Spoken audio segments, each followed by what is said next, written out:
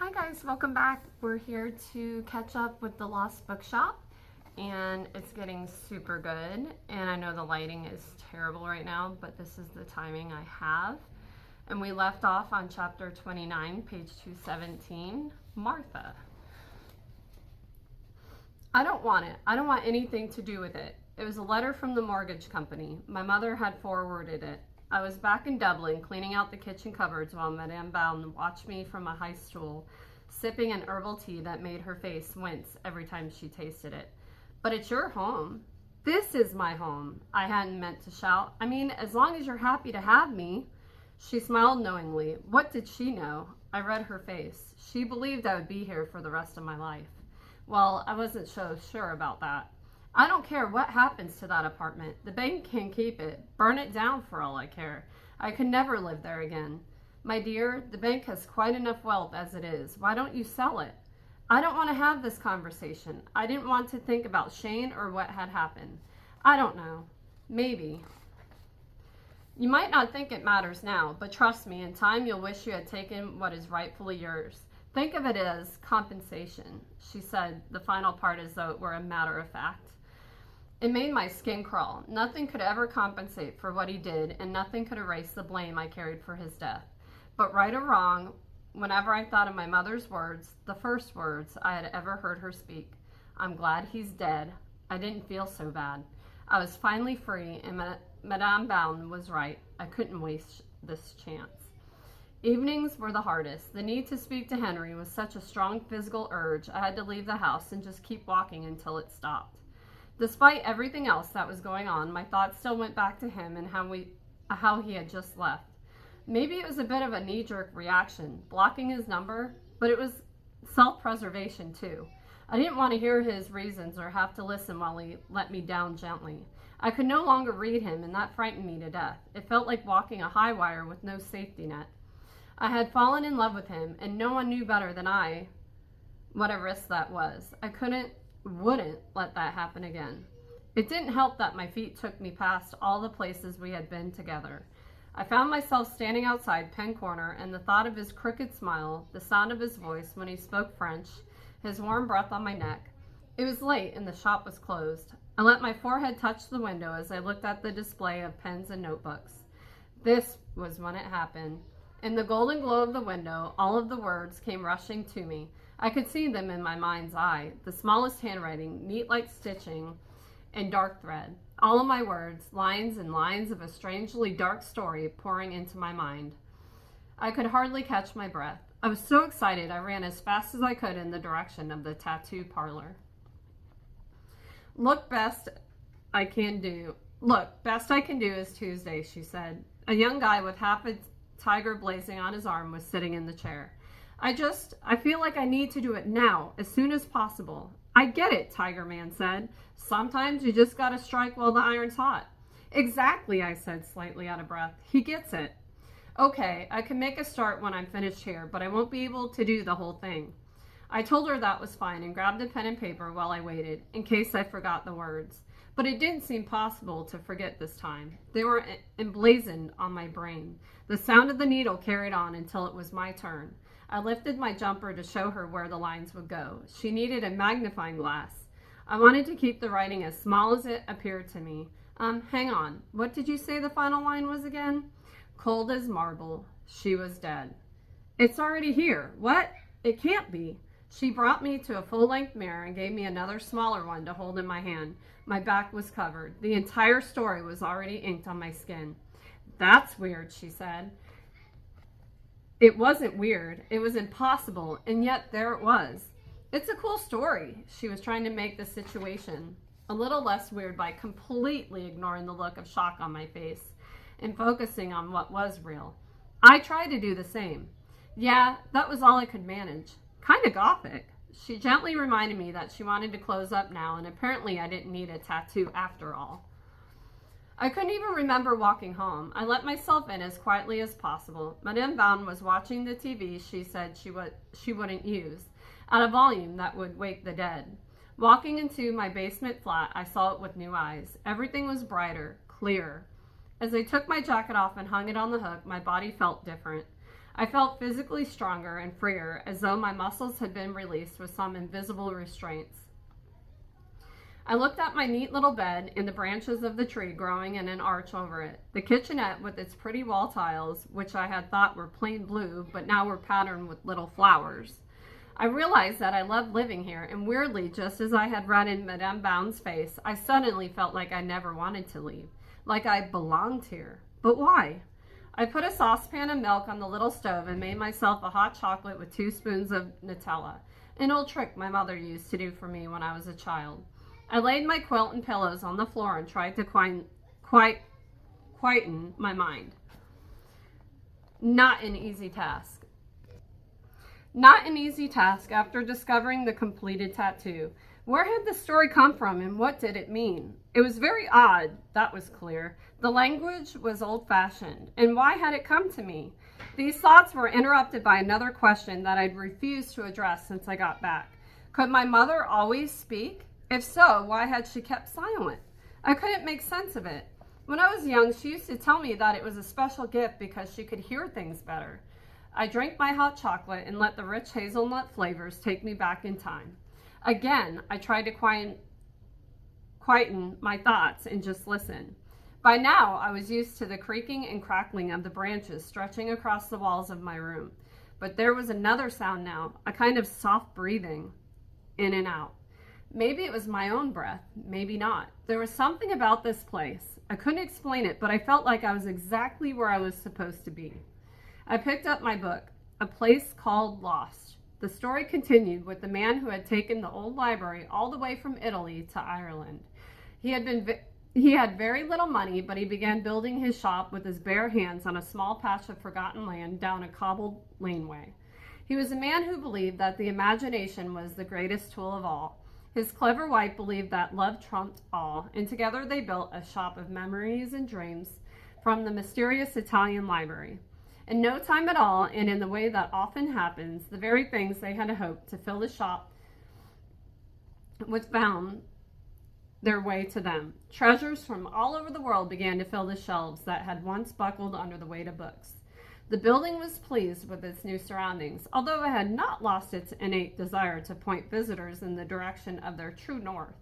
Items would tumble off the shelves, a particular hazard in wintertime when Mr. Fitzpatrick lived to stock an array of snow globes.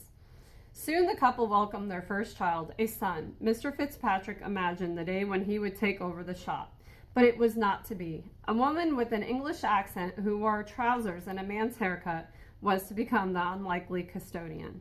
She had no idea that she was joining a long line of specially chosen people to guard this portal of discovery. Fortunately, she loved books, and soon she and Mr. Fitzpatrick's nostalgia shop got along extremely well indeed. An English woman with a love of books? The book was about this place, about Opaline. Henry had been right all along. What had drawn him to this place, to this story? I thought about the missing manuscript and the woman he had said owned a bookshop next door, Opaline. Like following a knitting pattern. I could see that everything was linked, but I had no idea how or why or what the end result would be. Chapter 30, Henry. He was living in Wales and had found a community of sorts. Seeing my father at the hospital was so unexpected, but I should have known he would want to see his grandchild. Even I couldn't deny him that. Yet Lucinda wouldn't let it go. She kept telling me how much he had changed, that he was really sticking to the program this time because he was doing it for himself. He had already hit his rock bottom when my mother finally left him. It might do you good, you know, she said, her index finger gripped tightly by Felicity while she rocked her gently in her arms. You look like you've been doing this your whole life. I think I'm on some kind of hormonal high, at one with Mother Earth and all that. Don't worry, I'll be back to my bossy self soon enough. I don't doubt it. We were sitting on my mother's couch trying to get our heads around the fact that one minute we were kids building forts out of blankets, and now here we were grown-ups. The only thing was, I still felt like a kid. I hadn't a clue what I was doing with my life. I just don't think I can forgive him, I said, taking advantage of this rare moment of openness between us. You don't have to forgive him, Henry. It's not even about him. This is for you, to help you move on. What are you saying? I'm stuck in the past? Because I'm not. I hardly ever think about him. Look, it's your choice, but I'm just saying that it's helped me to see him as he is now. It's the start of a process or something. Acceptance, that's what my therapist calls it. You're seeing a therapist? I hadn't meant my voice to sound so shocked. So is Mom. Oh, I suppose we don't have that macho idea that we can handle everything ourselves.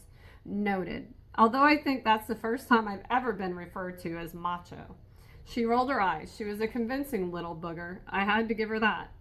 What happened with Isabel? Oh, that. I never thought you were right for each other. Easy to say that now, isn't it? Look, she continued, switching the baby to her other arm. The woman you met in Ireland, if you want it to work out, you've got to lose some of this baggage. God, you make me sound like a real catch. I think this caring and sharing session has come to its natural conclusion. So I went to visit him and found myself in the middle of the Welsh countryside. My mother had given me the address of an old dilapidated manor converted by some charitable organization as a center for recovering addicts. It was idyllic. Vegetables growing in allotment, a notice board with activities ranging from meditation to ceramics. It was not the kind of place I expected to find my father, and perhaps that was why. When he trotted down the old stone stairs and into the front lawn to meet me, he looked so well. The bloated features and ruddy skin had mellowed into a healthier man with a tan in the beginnings of a goatee. Henry, son, he said, opening his arms to hug me, then thinking better of it. I offered my hand to shake. It's good to see you. I found, after a long train journey, years of resentment, and a night of little or no sleep thanks to Felicity, I had nothing to say. Well, nothing amicable at any rate. This isn't a social call, I said, following the pathway marked river contemplation. There were two simultaneous emotions battling underneath my cool countenance. Relief that he was doing well and bitterness that he had not sorted his life out sooner. He seemed happy, which made me want to smash his face in and also buy him a cup of tea, find out how much he had turned everything around. I'm going back to Ireland soon, I said, as if he even knew I'd been out of the country. I'm chasing up a lead on a manuscript. I remember you used to love collecting books when you were younger, he said, as if this was some casual stroll down memory lane. As though now that he had the time to reminisce, we could talk in a way we never had. I used to collect memorabilia, too. Remember when I found that letter from Tolkien? I couldn't help it. How dare he suddenly claim a role in my life that he had never played? I looked across at him to find his head hung in shame. Well, he could play the victim all he liked. I wasn't going to get sucked in. We had stopped walking and stood on the riverbank, both staring at the tranquil water moving slowly by.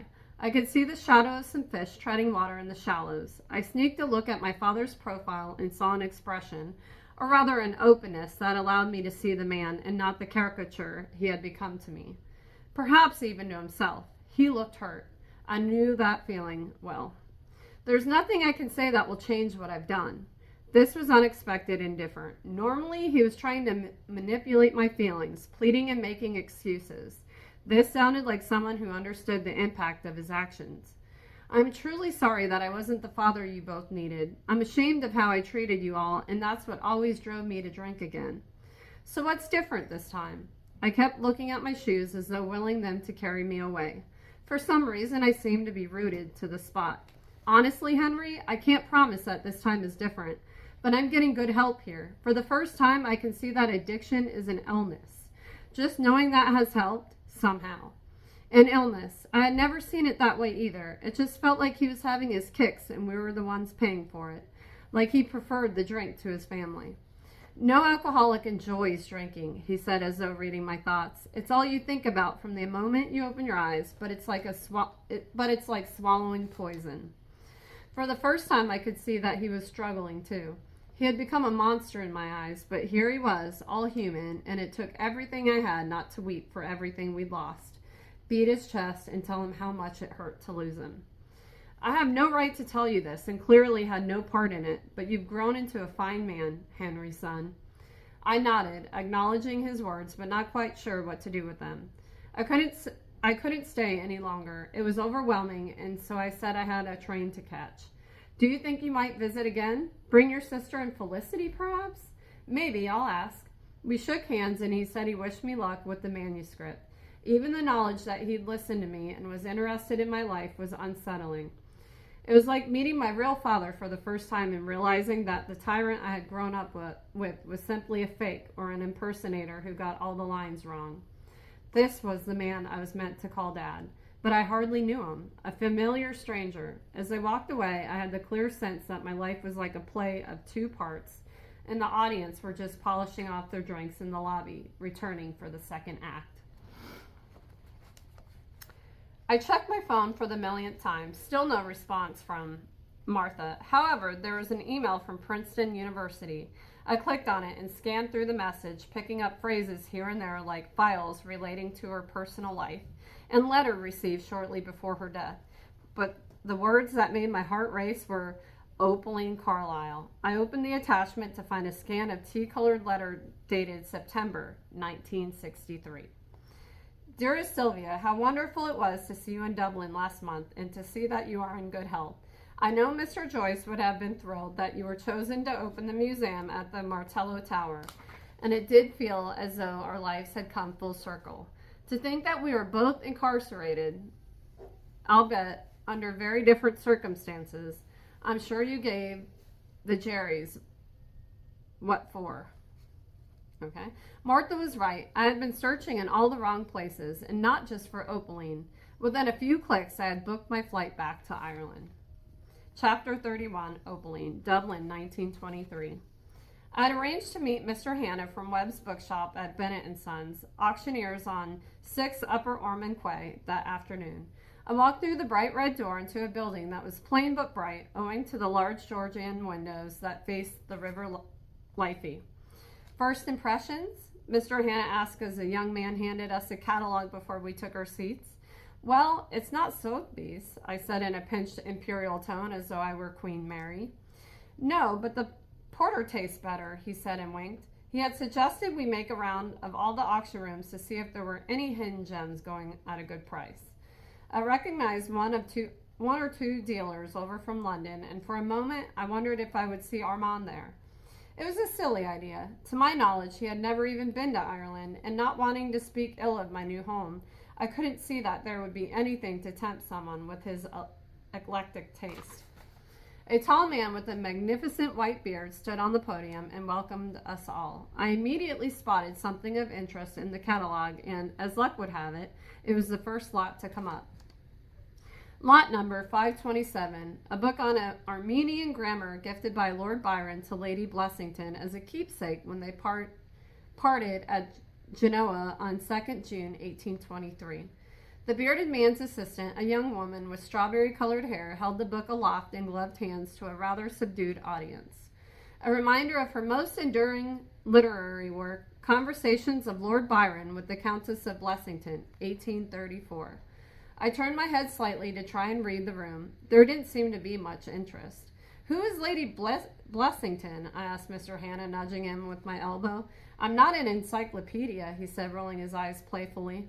Oh, don't pretend you don't know. You know everything, I said, flattering him. It's a bit of a rags to riches story. She was born in Tipperary. She's Irish?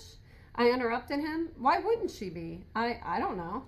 Never presume, he said sagely, as though placed a bid of €5 for the book. Anyway, between one thing and another, she eventually married Charles Gardiner, the Earl of Blessington, and became inordinately rich and cultured.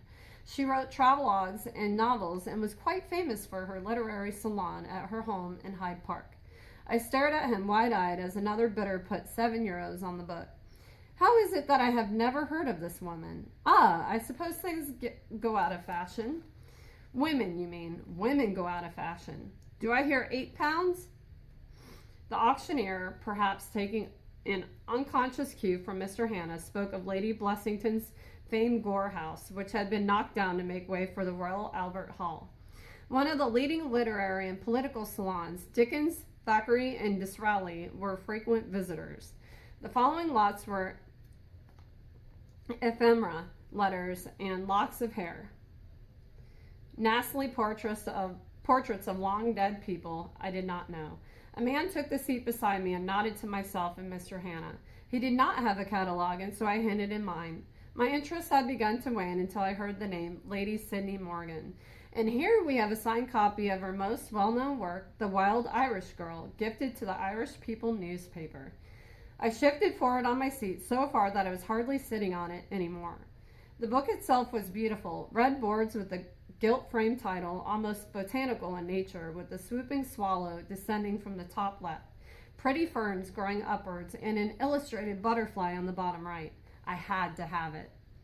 A passionately nationalistic novel, the man continued, although I had already raised my hand, an auction room faux pas, and a founding text in the discourse of Irish nationalism.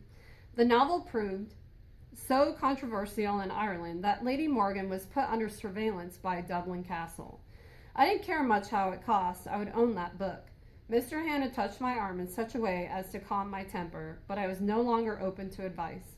Besides, what was it in the printer from Bath had said? Women's literature was not as valuable as men's. £6 to the young lady in the red hat. Ha! I punched the air and presumably made a display of myself, but I didn't care. Mr. Hannah clapped me on the back, and I felt such a thrill as I had never known. Now I understood how Mr. Rosenbach must have felt in Sotheby's. "Congratulations, mademoiselle," came a voice from beside me that almost made me jump. I turned around to see a young man with bright eyes and fair hair. My heart fell back into its regular rhythm. "Merci, monsieur." "Ravel, you speak French?" he said, shaking my hand. "Like the composer Maurice, just a little," I replied. "Do you have an interest in Irish literature?" Certainement. I am writing an article about the Irish vampire." He delivered this with the most innocent smile, which was quite disconcerting. "Good Lord," I nudged Mr. Hannah. "I do hope there is no such thing." "Ah, that'll be our very own Bram Stoker." "Oh yes, now that I'm familiar with." "What a fascinating book," I added. But the Frenchman shook his head. "Not just Bram Stoker, Le Fanu also, but today I'm in search of an older book than that. In fact, it is said that Stoker was inspired by it." "Pray, which book? You must tell us." Just then the bearded man called our attention to a dark-looking tome. "And here we have a rare copy of Melmoth the Wanderer by Charles Maturin." "Ah, this is it," he said. I could not have been more excited if a vampire was in the room with us. That was the thing about books and writers and stories. You never knew where you would end up. I was so pleased when he won his trophy and also congratulated him. "You said that Stoker was inspired by this Maturin fellow. How did you discover it?" I asked when the auction had ended and the sounds of chairs scraping the floor filled the air. "At Marsh's library. It was the first public library in Ireland. Maze? Why do I tell you this? I am certain you already know." I shook my head. I felt like a dunce that I had been in Dublin this long and still remained unforgivably ignorant to its literary heritage beyond the standard Anglo-Irish authors whose writing was easily exported. "But these are not Irish names, are they?" I turned again to Mr. Hannah, the encyclopedia. "Huguenot, am I correct?" he replied. "Yes, indeed," the Frenchman agreed, and before I knew it, he had invited me to visit Marsh's library with him. It was a fine day, and it felt good to stretch my legs. Mr. Hannah left us young ones to it, and we chatted enthusiastically as we crossed the Liffey and strolled down Fishamble Street. It turned out that Mr. Ravel was from Paris and was studying Irish literature at Trinity College. He was suitably impressed when I told him about my time working in Shakespeare and Company, and we both wondered how it was that we hadn't met before. "I used to go there all the time. I took my coffee just en face. Isn't life queer? I find the same in my research. For instance, I only just found out that Charles Maturin was in fact Oscar Wilde's great-uncle." "You cannot be serious?" I said, stopping just as he reached the imposing facade of St. Patrick's Cathedral, its gray spires stretching towards a sky of the brightest blue. "Yes, it's true. His niece was Jane Wilde, Oscar's mother. Of course you must have read her books." "I'm afraid my academic knowledge of Irish literature is sorely lacking compared to yours, Mr. Ravel, but I find this all so fascinating. I must warn you that her writings are quite anti-British." I laughed as we carried on, walking past the railings of the church grounds. "I'm not very easily offended on that score." He stopped at an iron gate and ushered me to take the steps ahead of him. It looked like such a humble entrance for this, the oldest public library in Ireland. The building was equally modest, red brick and inviting in its own way. No colonnades or grand statues, just a sign with the opening hours. It does belly the significance of what lies within, he said, reading my thoughts. I gasped as we got in, and I had my first full view of the library. Row upon row of books housed in beautifully dark wooden shelves, ancient books whispering like leaves on a breeze. There were benches in every alcove, and the air was thick with knowledge. I was stunned into silence. Come, I will show you the cages, he said, again with that sweet smile that jarred with his frightful words. Maturin lived quite close by, and so he spent hours here, every day, voraciously reading books from the 16th century. We came to the cages, which were in fact little compartments with doors and were half wood, half metal grid. Inside, a private space walled and books for study. Well, it is a public library. It is not a lending library. The librarians noticed that many of their priceless manuscripts were being stolen from the library and hence the cages. So do they lock you in while you read? Is that it? At the moment, I thought I heard someone calling my name, but I didn't turn around. Monopoly! My body stiffened. I didn't dare hope. Bonjour, Mr. Ravel said to whoever stood behind us. I turned around to see Armand, more handsome than my memory could ever do him justice. His dark features all the more beautiful here. It was all I could do not to fall into his arms, and, but for the fact that Mr. Ravel was beside me, I dare say I would have. Instead, we embraced and kissed on each cheek. Mr. Ravel, may I introduce my fellow book dealer, Mr. Hassan? The two men shook hands, and I found myself at a complete loss as how I should handle the situation. My hand cradled my belly instinctively. Here stood the father of my child, but social etiquette prevented me from uttering a word. Mr. Ravel had been so kind and chivalrous. How could I tell him to leave? Mr. Ravel, I beg your forgiveness, but I have a very important business matter to discuss with Mademoiselle. Gray, I shouted. The two men looked at me. He always pronounces it incorrectly. I stammered, feeling utterly stupid. Of course, Mr. Ravel bowed slightly in most respectful way that I felt a pang of guilt at simply abandoning him. And do call into my shop, I said, hoping that he would. He smiled kindly and was gone. Armand took my hand and led me into the open cages. I let my body lean against the ladder that was placed there for reaching books on the higher shelf, and he pressed himself against me, his mouth on my neck like a vampire himself. We didn't speak. The only sound was our breathing and the occasional turn of a page from the readers outside. Wait, stop, I said, panting slightly. What are you doing here? He looked up at me, smiled, his deep brown eyes lit by rays of the afternoon sun, revealing flecks of amber. I knew that I loved him. I loved him madly, but I wasn't sure if he could ever or would love me. I'm after a book, of course, he grinned and pulled the top of my blouse down, revealing the white curve of my breast. Not for me, then. He kissed me, and I forgot myself momentarily. No, I mean, what are you doing in Ireland? Why didn't you send a telegram? He stepped back slightly and sat on the desk opposite where some old books lay open. His body language changed. He picked up a pen and fidgeted with it. When he looked at me, there was an air of disappointment in his eyes that I had spoiled the moment with my question. I'm not sure I had ever observed him so keenly, but then I was never carrying his child before. An uncomfortable truth formed first as a sick feeling in the pit of my stomach, and his lack of response confirmed it in my thoughts. You weren't going to tell me you were here, were you? He got up again, all charm. It's not that, Opaline. You know what it's like, following a lead. I had not planned to come here, but a collector requested a very specific manuscript. I'd heard enough. I straightened my blouse and was struggling with the doors of the cage when I felt his arms around me. Please, mon Alpal. There's no need for such hysteria. I'm here now. Let's not ruin it. I sighed deeply, then turned around to face him. I have something to tell you, I said, unsure of how exactly I was going to do it. Marvelous. We shall meet tonight for dinner, but now I have work to do. He looked so pleased with himself, and I realized how much I liked being the one to make him happy. Perhaps he would want the baby after all. I arranged that he should come to the shop for an aperitif. My excitement made me giddy and ditzy. I dropped a glass and scratched one of my favorite records while preparing the shop for his arrival. It was overwhelming, Armand being in Ireland. I wanted him to love it as much as I did, so everything had to be exactly right.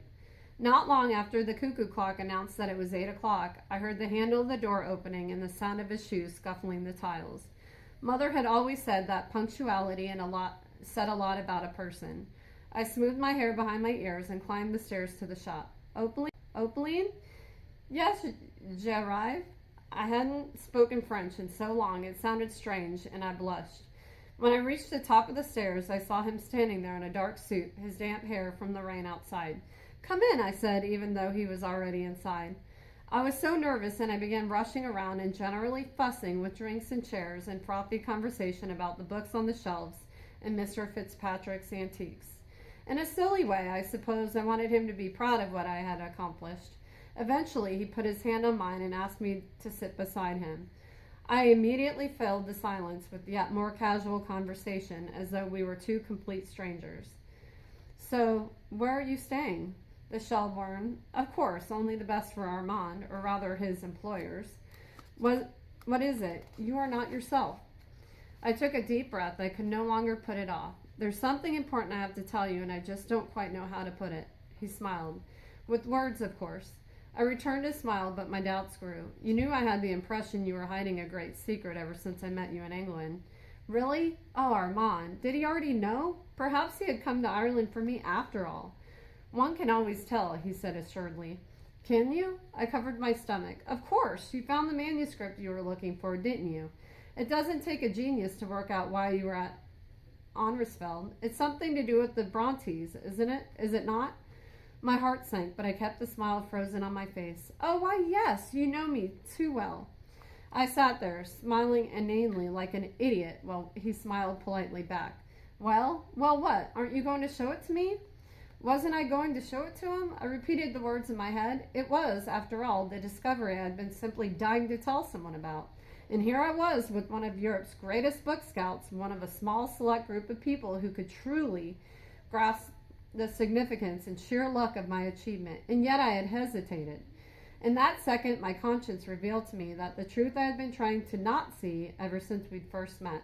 I didn't trust him, and yet now, here I was, faced with the choice of telling him about the baby or the manuscript. I had to decide what I was willing to risk.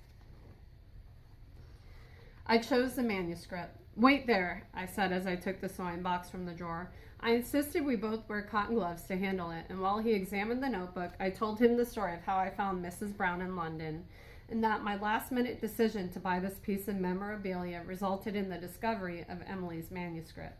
He wasn't to know it, but his reaction would decide everything for me. "Non mais incroyable." "I know," I said, pulling my chair closer to him and delighting in the shared moment. "Having studied their letters at Onresfeld, I'm certain this is Emily's penmanship."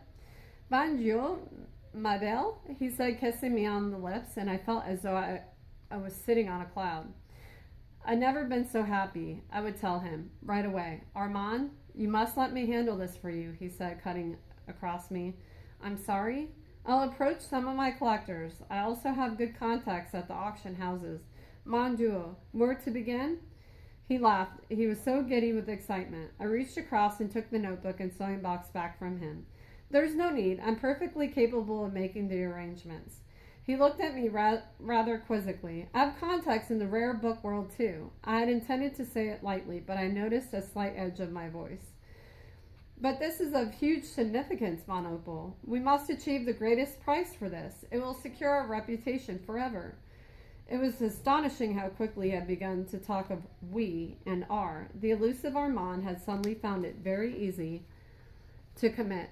I stood up and pulled the box back in the desk drawer. Locking it with a key, I replaced in my trouser pocket. I finally understood what it meant to have the wind taken out of your sails.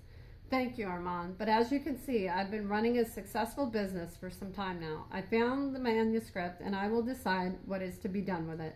Besides, I am not sure it belongs in private hands. It might be of great value to a museum." "Oh, please, you cannot equate this little shop with the real world of rare literary antiquities. Opaline, you must see sense. I did not want to be forced into saying this, but you give me no choice.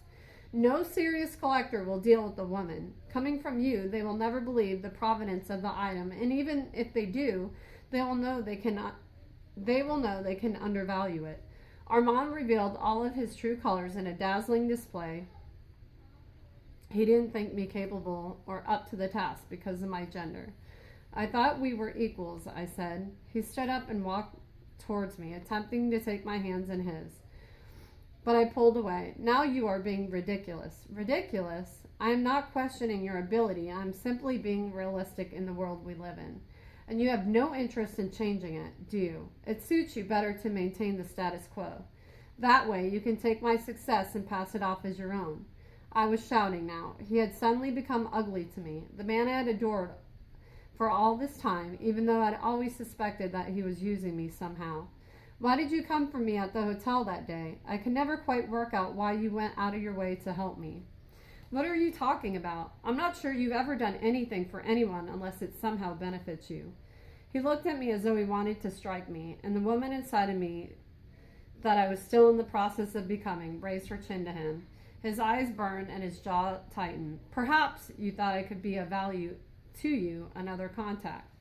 For the first time, I could see how insecure he was underneath that glossy veneer. Because deep down, you don't believe you're capable of achieving anything on your own, do you? That's why you charm people into giving away secrets so you can steal them and make them your own. For me, tajulu is salut. I wasn't terribly familiar with French slang, but I knew the word for whore. With that, he turned on his heels and walked out, never to return.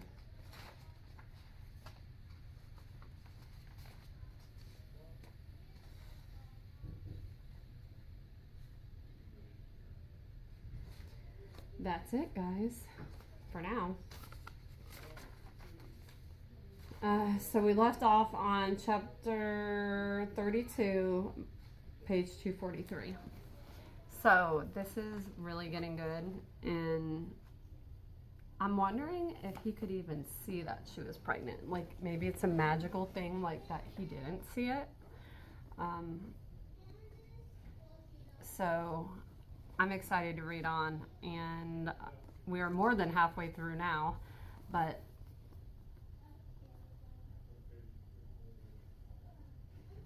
I'm excited to read more tomorrow, and I will see you back then. Bye, guys.